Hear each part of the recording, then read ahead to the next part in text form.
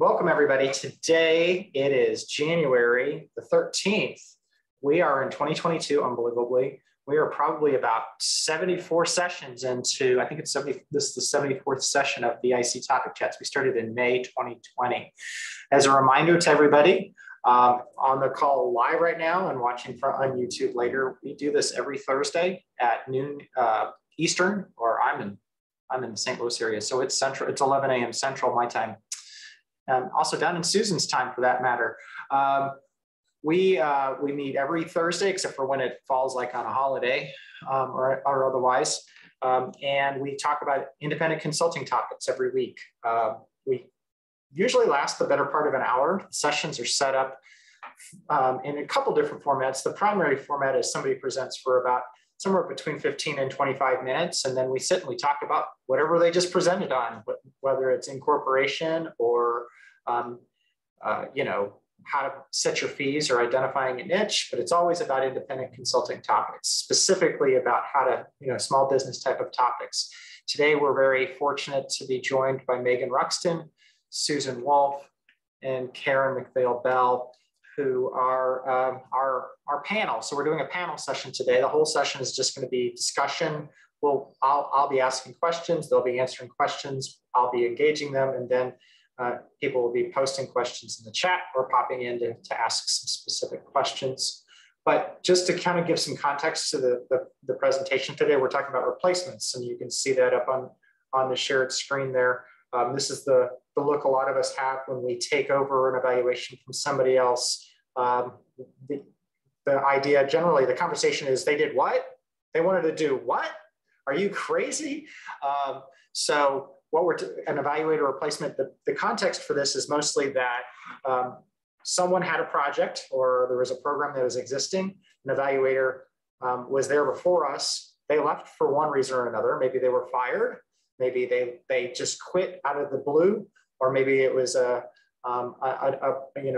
they left under good circumstances. But and then we walk into this existing situation, and so that's the conversation for today. So I believe my first question for everybody was, without giving away anything or anyone or anything confidential, could you describe a situation where you're asked to complete an evaluation as a replacement? So since we had Megan go first before, we'll have her go again, and we'll let her start it off. And then Susan, why don't you follow up with yours? And then Karen, you can jump in, and feel free to make this conversational. This doesn't have to be just, an interview. So go ahead, take it away, Megan. Great, thanks, Matt, for the intro. So I have actually had two very different experiences where I have come in as the replacement evaluator. The first was at my previous position. I was at a university research center, and we were approached by a PI at a university outside of our area because he had a grant from the NSF. He had an NRT, an NSF research traineeship. These are graduate education programs that focus on interdisciplinary, transdisciplinary education. And their evaluator, but the person claiming to be an evaluator had just walked away, had taken another job, and they needed someone to step in and replace him. And when going through the evaluation plan, there was talk of some proprietary metrics that were going to be used that we had no idea about. There was this large evaluation plan that involved multiple methods, multiple forms of data collection. And he had asked for $8,000 a year for this $1.5 million grant program. So we got to explain to the PI that we would be consulting.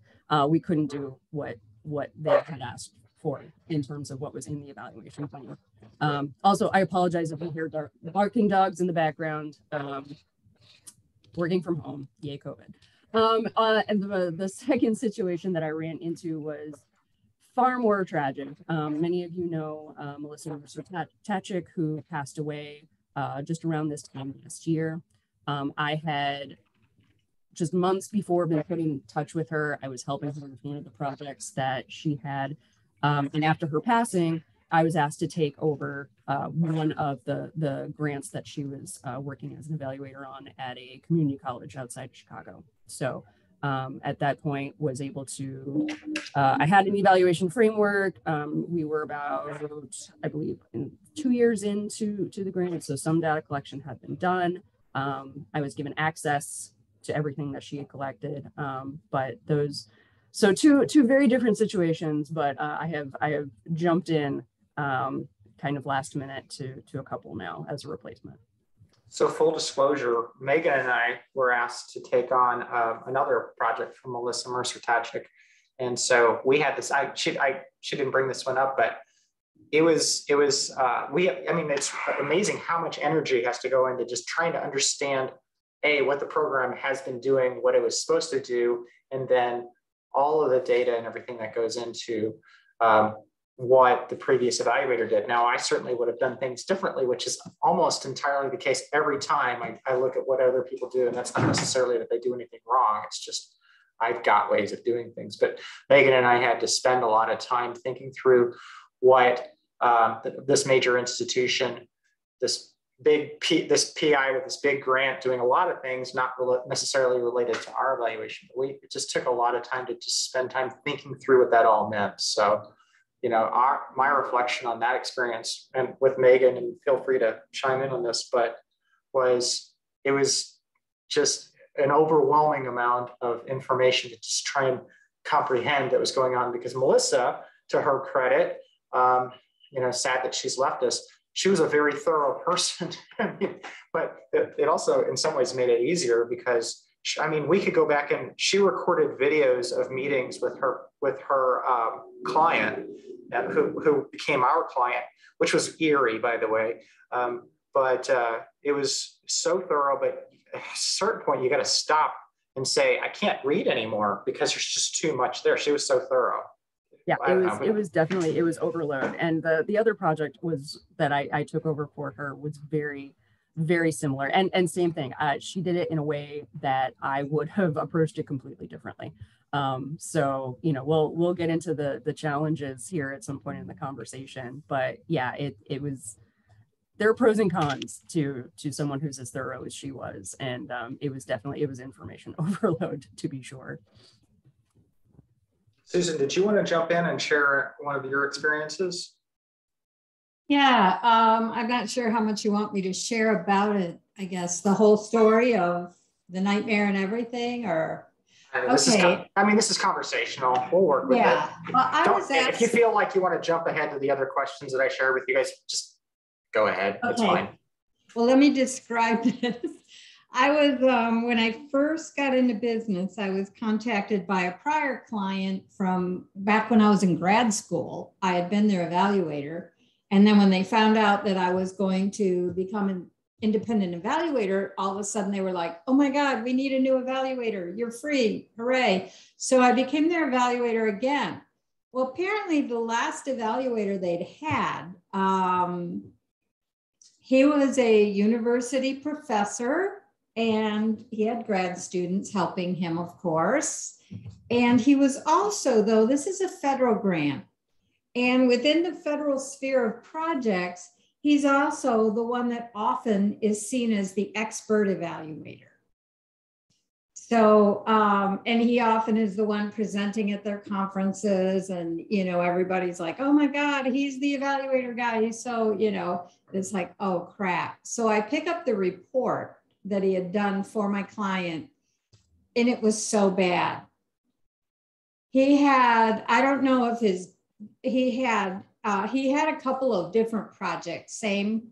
So he had done the project, or done the report for my project, and just kind of copied and pasted from a report from another project, and sometimes actually forgot to change the name so that the wrong project name was in the report in a few places.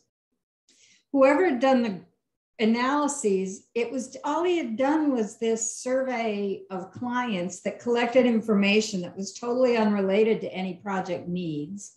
So it was more of a performative evaluation, like, I'm going to come in and I'm going to do surveys and blah, blah, blah, and then I'm going to give you this report. Well, then I start looking at the graphs, and he had taken a what education did you receive, check all that apply, and put all of that into one pie chart. So, so you can imagine what that looked like. Just a whole bunch of little slices of, it didn't, basically the report did not tell anything. And there was no, it was just this canned sort of job. And like I say, even using the wrong graphs, analyzing the data wrong there. And I looked and they're like, well, here's the reports. And they looked beautiful. They were colorful and pretty and professional looking, but the content was so bad. And they're like, he does these great reports. And I'm like, okay. But all of us as evaluators do things differently. So, so let's talk about how we'll move forward with me as your evaluator. So it was like, I never once told them how bad the work was that he had done. I just shifted them forward in a different way. So that, but it was disturbing having seen that report and having to sit through these national meetings with him up there, with everybody oohing and eyeing that he's the great evaluator, and having seen his work. It was just so disturbing to me. I was like, oh my God. If anybody really knew his work, they would realize that he's not an evaluator, but he's a professor. So everybody holds him up as the expert, which is something that I think many of us as independent evaluators have been up against, that idea that because somebody's in a university, they know more than we do. Well, they do. All those university people are so much smarter than we are. Okay, that's my story anyways. As a prior faculty member, can confirm that this is true. They are all so much smarter than you. There's something clearly wrong with us, that we want profit for our work too. I mean, we're clearly tainted. There's that. Now, we're so dirty. Just a general question and observation about this, because is this a less of a situation in Canada where they have credentialing for evaluators, and people can, they seem, in Canada, at least through the Canadian Evaluation Association, has been really good at creating a credentialing process. And it seems like, and I don't know, that in Canada, if you have these letters behind your name, well, somebody's gone through the process to show, hey, I actually know a thing or two about evaluation, and I'm not just, some poser university faculty member who understands a research process and says I can do anything. I'll take a stab at that, Matt, because I'm in Montreal, Canada, and a credentialed evaluator. Oh, there you go. See, I'm just curious because I don't know, because I mean, our experience, at least my experience, is I'm constantly picking up from university faculty who don't know what they're doing, and we end up having to go through this process. So, Vanessa, please, I'd love to hear from you. I do think that it's helped in Canada. Certainly, I've seen, for example, as a criteria, or maybe maybe not a mandatory criteria, but a nice to have in an RFP, is looking for somebody with the credentialing. So they'll put that right out there, like they recognize that that's something that's good to have. And so yes, I do think that it does help. And then to the point where, we all, if you're a credentialed evaluator, you put it in your email signature, because it's a form of credibility brought to the field. Having said that, I also worked for a couple of years in a university, and that did not change any of the professors' attitudes towards independent consultants. Good to know.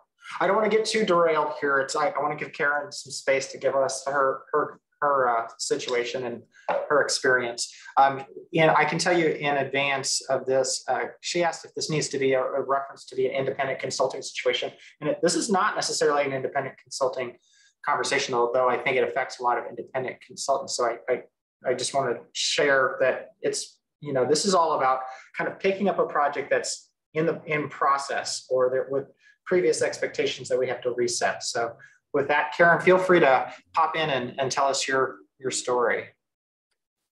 Thank you. Yeah, so like Matt said, my example isn't actually as an independent consultant. It was as an employee. I was a research and evaluation lead for a health service back in Australia. I've worked for a number of health services in different states, so I don't think this will identify the particular service. And in this particular case, the research evaluation role had been vacated suddenly a few months prior.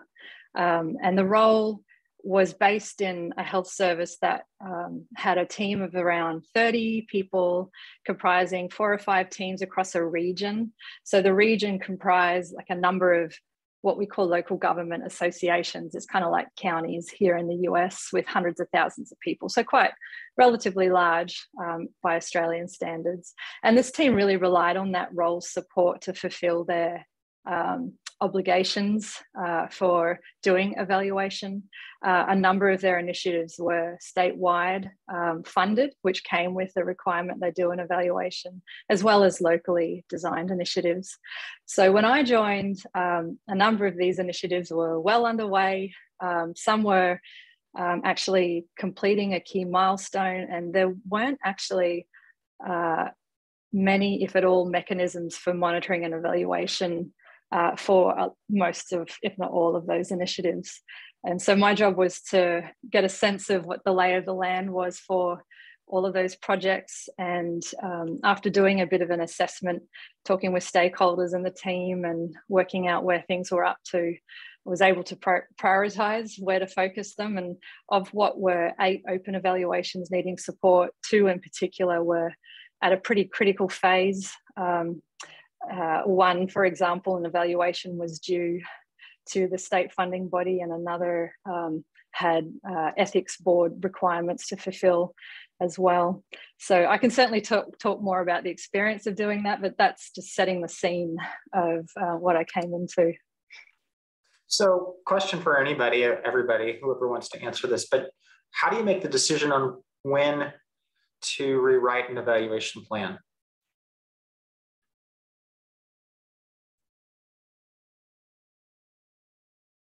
Go ahead, Susan. I think it has to do with that point where you realize that it's not going to serve the needs of the client. When you look at the plan and think this isn't going to help them, or this isn't going to do anything for them, then ethically you have to rewrite it. You can't move forward to do something that's not going to serve them.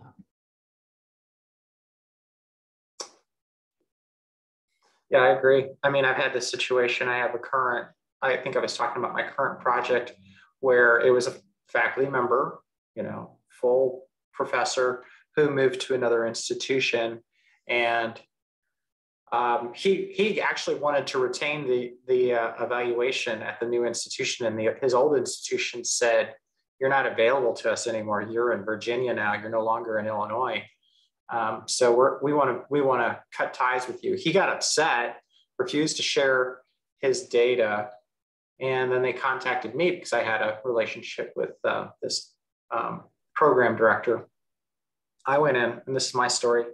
I went in and looked at what he was proposing to do. Just like you, Megan, it was $8,000 a year, something about NSF. I actually could do it for upon reflection, I can't do it for $8,000 a year, but I agreed to do it for $8,000 a year. So that was my own mistake.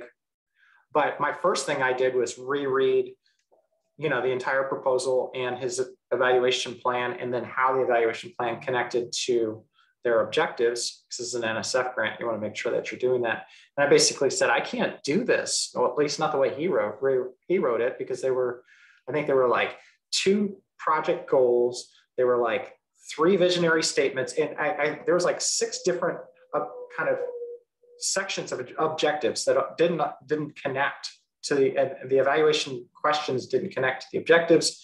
So this is what I would do. So I said, if you want me to do this, I'm going to rewrite it. This is how we need to do it. Now, if I had to do it all over again, I say, yeah, we need to at least double this evaluation budget. But, again, my mistake on that. But that was my experience with rewriting an evaluation plan. I think it came down to the fact that it wasn't serving the client, didn't meet the needs of what I believe that NSF program needed it to do. And I just didn't even know where to start, because I read the guy's report, which was, typical Times New Roman 12-point font, one inch margins, a couple pictures and a couple charts, but just like 50 pages of just dense text. And you're like, what am I getting myself into? So I said, this is not how I'm going to do it. That was my experience, but I had to rewrite that evaluation plan.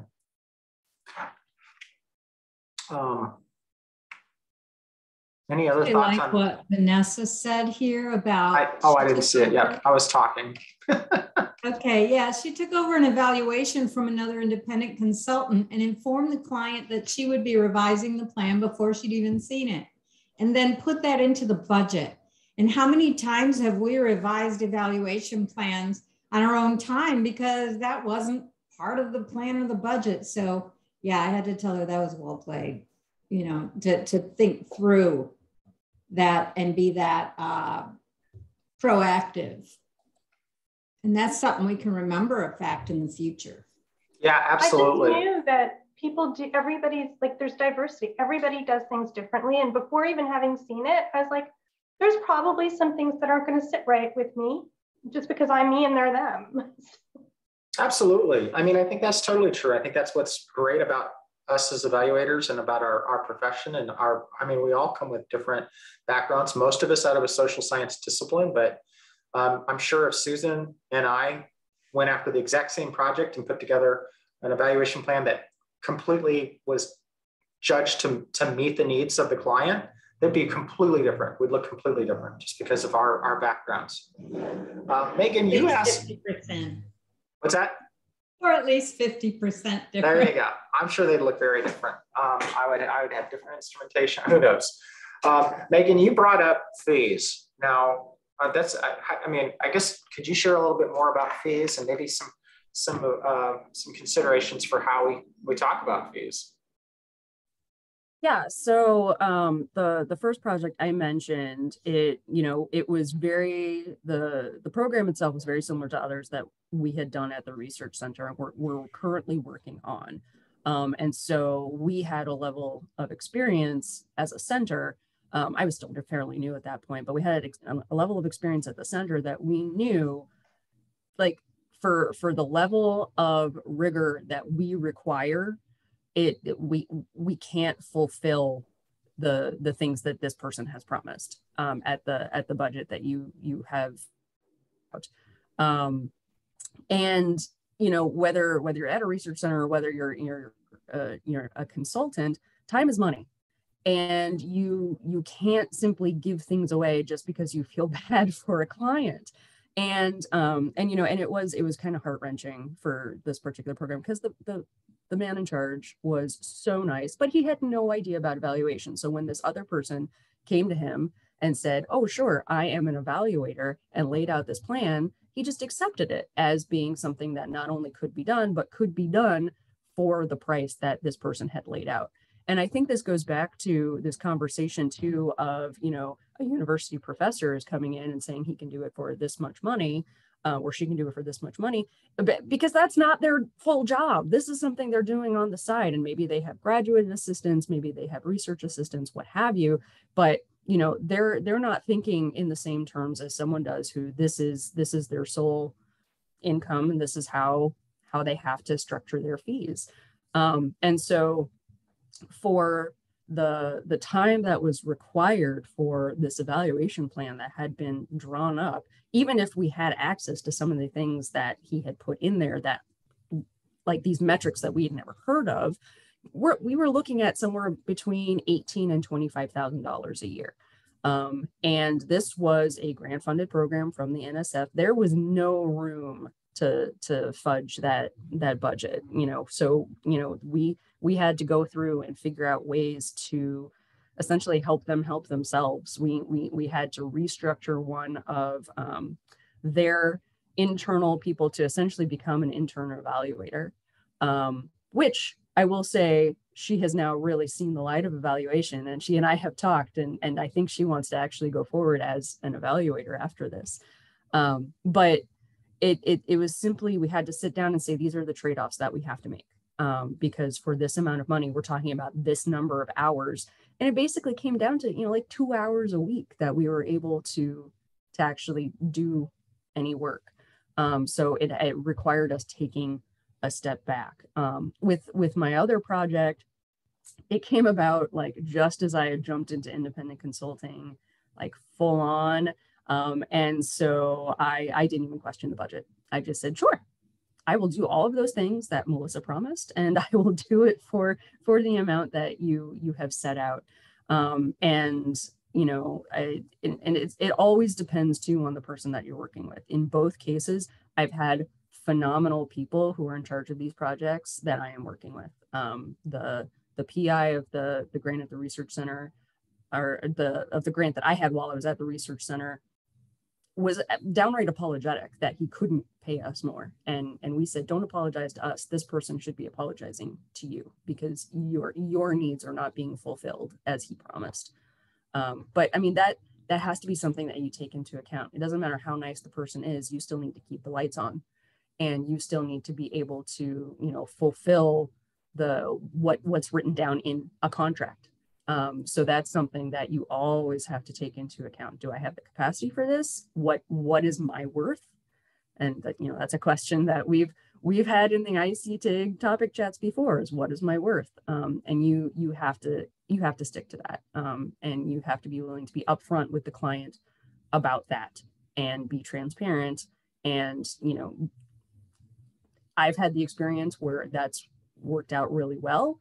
But I can see definitely where there would be instances where that would be one of the biggest challenges.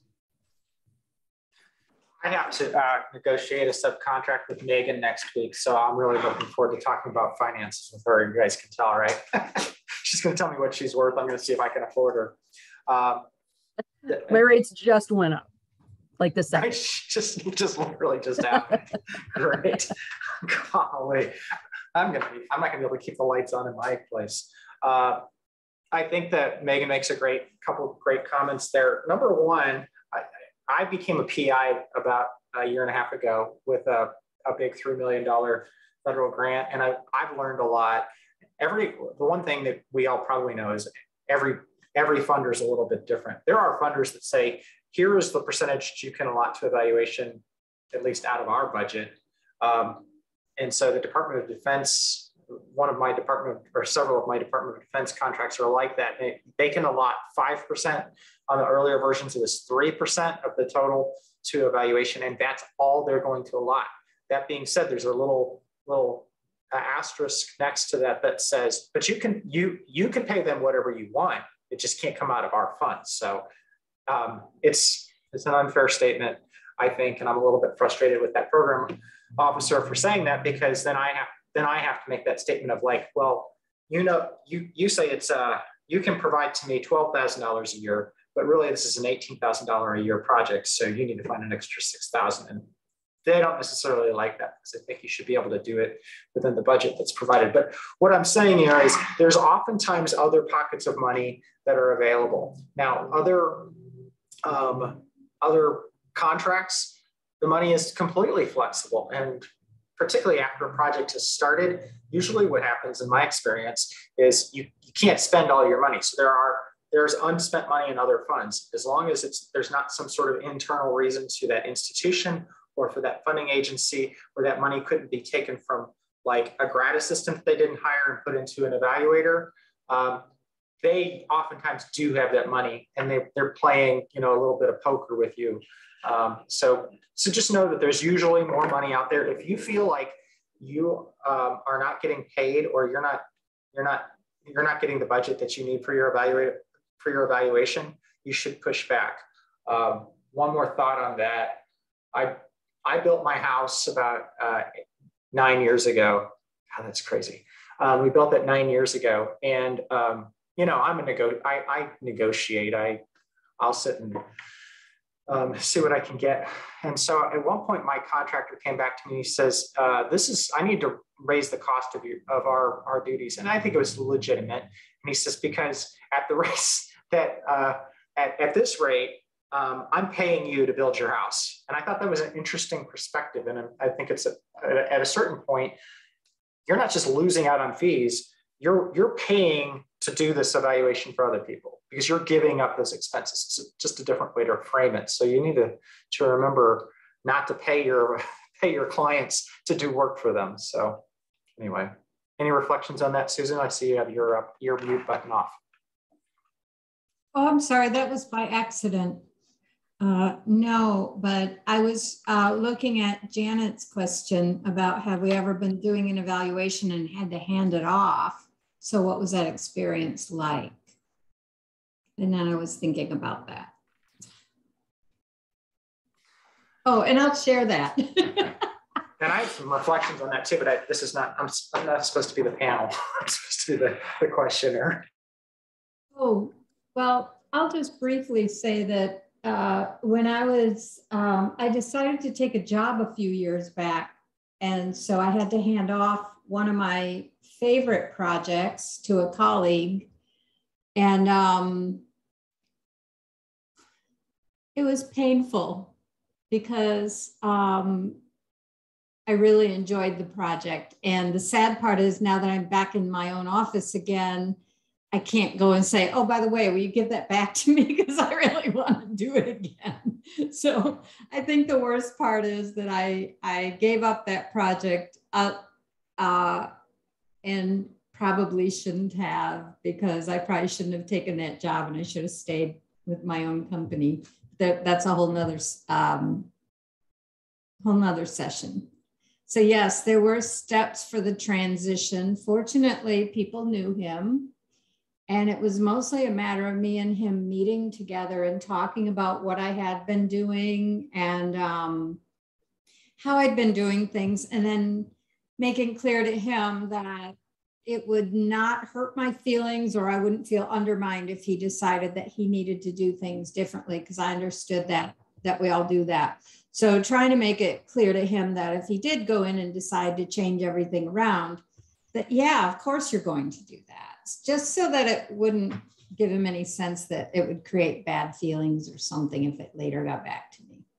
Because, you do want to make your people who are coming after you. And then, of course, when I left my job as an evaluator with a nonprofit providing services, I had to hand all my clients over. And again, it was a matter of sitting down and saying, here's where everything is, making sure every record was in good shape, making sure everything gets handed off in a way that sets the next person up for success. Let's get Karen back in on here. Karen, did you have any reflection on any of our comments recently? I want to make sure they're not left out of the conversation. Thanks, Matt. One thing that is standing out to me on the conversation around your rates and how to approach that is it's linked to the process of helping the team or the client understand what evaluation is and what's entailed in that, which to me is linked with empowering them to be able to use what comes out of it to actually support change, or learning, implementing. So the reason I'm seeing that relationship to the rates conversation is it reminds me of when I came into the scenario I described earlier, where the team had to do a number of evaluation things that just were off track. And because I didn't understand it, it was imagined that I could suddenly get 8 evaluations done instantly. And of course, by talking with them and taking them through a process of owning the evaluation design and even the program plan itself, in some cases which didn't exist, then they were able to better understand, okay, so these things can't all happen at once.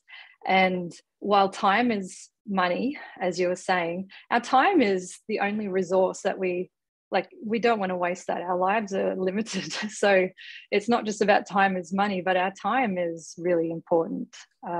So we don't want to overwork ourselves either, as much as we might care about the project or the client, and or both. So I'm seeing a connection there with the conversation that I thought I might share.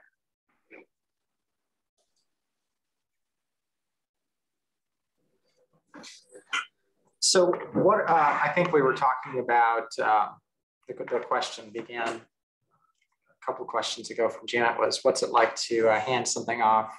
And that kind of gets me into the next question about what are some good practices around what we can be doing, and maybe good practices for just evaluation. And I'll start it off by saying, another full disclosure, Kurt Stuke couldn't make it today, and he sent me his reflections on this, since he has to go to the eye doctor or something. But my reflection back to him was, it's a good reminder to you, to all of us. I would like to be able to tell those people that are going to pass off their evaluations to me in the future, your data are not your data. Usually, anyway, most of the time, you are serving in a contractual role with a principal investigator or a project director or an organization, and you're doing work for them. You may be with them, and you may have access to all the data. They may not even see the data unless they want it.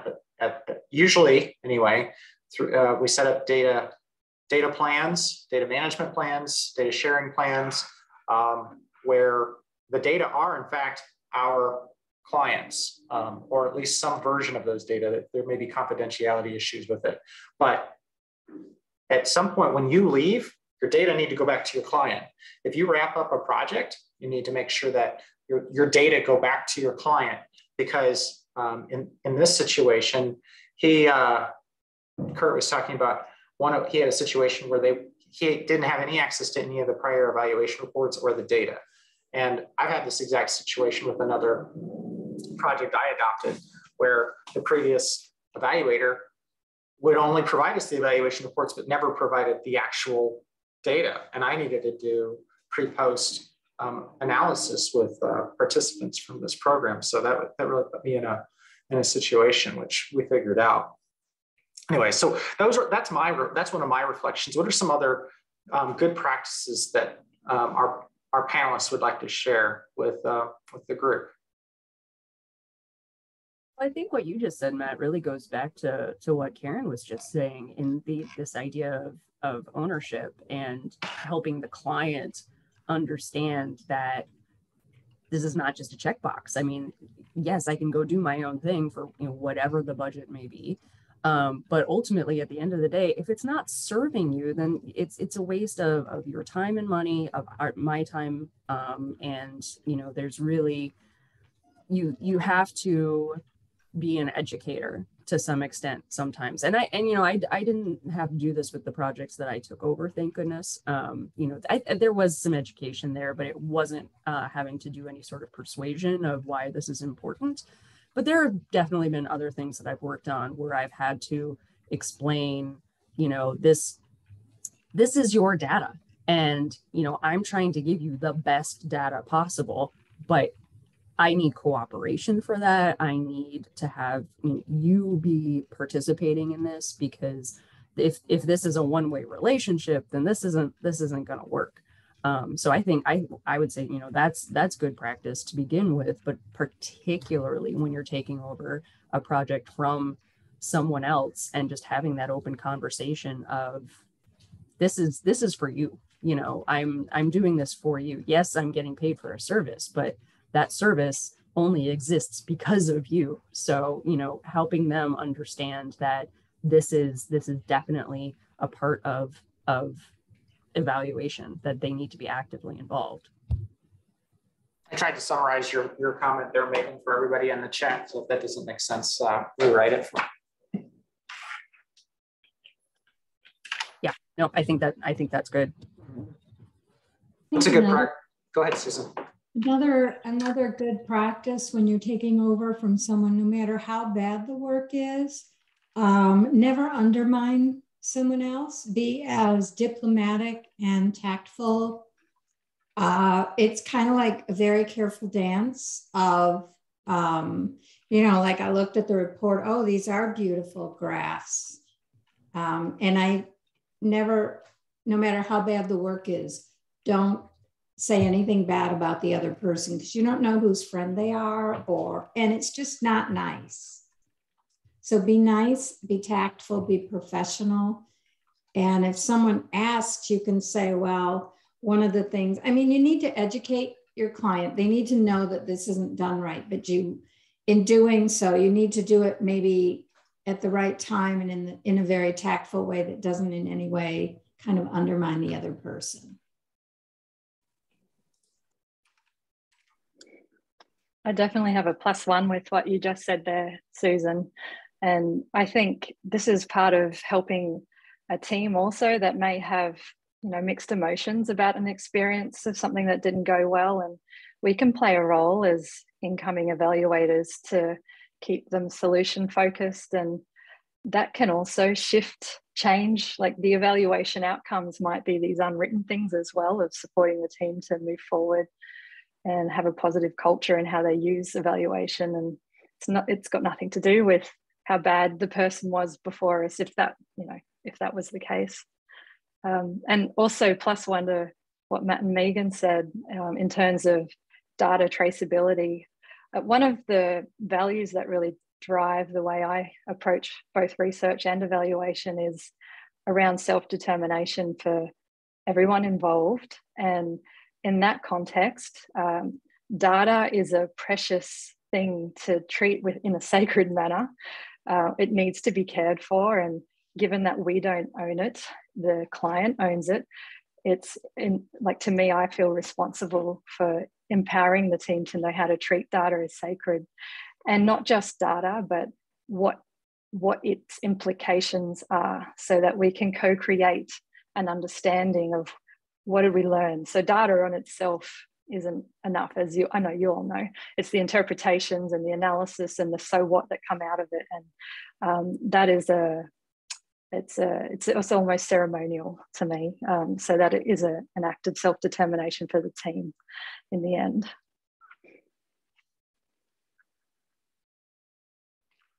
So we certainly are about 10 minutes away from wrapping this whole thing up. Feel free, anybody who wants to jump in and ask a question or post, feel free to post questions, as some people already have in the chat box.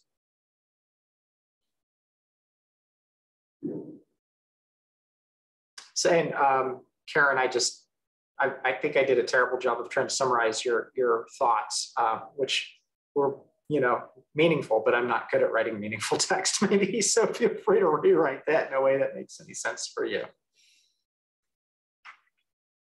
Thanks, Matt. I'm quite enjoying reading the comments, actually. Well, Karen does not know this because she's only joining us for the second time, but when we have presenters who haven't presented before, I have a couple of questions for them. And it's kind of what I call my, it's like the inside the actor studio questions, or questions that they, in that show, they would, James Lipton would ask the same questions at the end of every interview with some, you know, Tom Cruise or somebody, Keanu Reeves or whomever. And then they, you know, usually those were like, what's your favorite swear word, stuff like. I'm not going to ask that, Karen. I guess my question for you is, if you were just starting out an independent consulting practice, which perhaps is your situation, and you have really amazing evaluation skills, but you have no network, how do you get started? Or you have no clients. What are your steps to getting started? And I think this might be an unfair question, because we usually ask this from like established folks, but it sounds like you're just getting started. So how are you approaching the situation that you're thinking about as starting off as in an independent consulting practice? And this is just a typical question I ask everybody. So I'm not signaling you out. You just put yourself up there, so you get to answer our questions. Feel free to answer that as you see fit, Karen. Thank you, Matt. It's my lucky day, isn't it? I love that question, and it reminds me of what we were talking about in Anne's office hours last Friday. Actually, we had a similar kind of conversation, and how do we start out building networks when we're new to a location? And in your question, it's more like new to a particular practice as an independent consultant. And it reminds me of when I moved to the United States from from Australia, actually. I didn't know anybody apart from my husband when I moved here. So I think the approach I used there would apply here. I'm really fortunate in that I have saved up some money as well, so I can take my time to place myself in a situation that aligns with my values, which is really important to me. So I'm not in a desperate situation to get clients straight away. One of the things that I shared last week was how I approach building a network, not so much as a transaction of who can I find, who can help me get to my goal, but rather I truly believe in community. And I see building relationships as a way of building community and supporting and interacting community. And we're humans, we need community in my view. So that I find makes it fun and enjoyable and intellectually challenging. And throughout my entire career, it has worked well for putting me into places of really interesting work. And I think another aspect of this is learning how to translate one's experience, knowledge, expertise to suit the people we want to work with. And, the ethnographer in me sees that as part of learning, what are the local practices, values, norms, languages. And so that's also something that I think is part of being in community. You learn the language and, what are rituals that we can share together. So there are two things that I think serve well based on my experience, and I shall be able to report back in 6 to 12 months and tell you how well it goes. 6 to 12 months. All right, let me put you on the calendar to do an IC topic chat. Don't worry. I joke, but I did that to Megan and Jessica. So that is true. Oh, Marcia, you just put in a whole bunch of text and I'm not going to be able to read the whole thing. Did you want to come on and share it? You don't have to if you don't want to. And we'll all read through it. But if you wanted to give us context to what you just included in the chat, feel free to pop in. I just said that I had a positive experience with faculty member who realized, actually their funder kind of said at the end, we wanted evaluation, not research, and it ended up well. And like one of the panelists, I brought a new person in evaluation, so that was very cool. And Marcia and I have our own kind of extremely small mini version of this whole conversation today, because she put together an evaluation, and I forget the exact story on this because it was never funded, Marcia. But you weren't gonna take on the I guess the follow-up work, and they asked me to sit in your place, which was very uncomfortable for me because I like to support particularly my friends and people within our community, and I asked permission. I said, Marcia, I'm going to take over this evaluation for this new approach from this current client that she served with, and so that was an uncomfortable situation for me. But I guess also just remember to be professional and appropriate. Remember Susan's ideas here. Karen, you're not done yet. I have another question for you, so I'll get right back to you. But anyway, back on Marcia, who popped in, I should say that it's interesting that she should share some communication on this, because it was an interesting thing that I effectively took over her evaluation approach for a different project and had to incorporate it to make it my own, realizing that she does a wonderful job with the work that she does, but I take a different approach, and I had to approach it and say, I will do similar things to Marcia, but I'm going to do things differently with this new approach that was never funded, and it doesn't matter now. But anyway, it was just interesting that she should pop in. And I didn't read all your text, Marcia. I'll get to that in a second, because I'm going to ask Karen one more question as we wrap everything up. And I asked two questions. One is, what would you do if you had to start all over, or if you're starting anew and you have no community? How do you approach that? But the second one is a yes/no question. Feel free to support how you like. Karen, is now a good time to start an independent consulting practice? Go. Well, in my scenario, I say yes. And in the context of this community, it's yes in terms of what is it that you really feel called to do in your life? Because you never know when your time is up, truly. So like for me, I felt like this is something I need to do. I need to try and see if I like it. So yes, absolutely.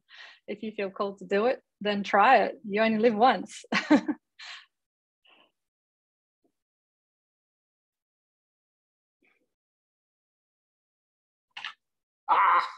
Sorry guys, I keep flipping around trying to press all the right buttons. Well, I'm gonna wrap things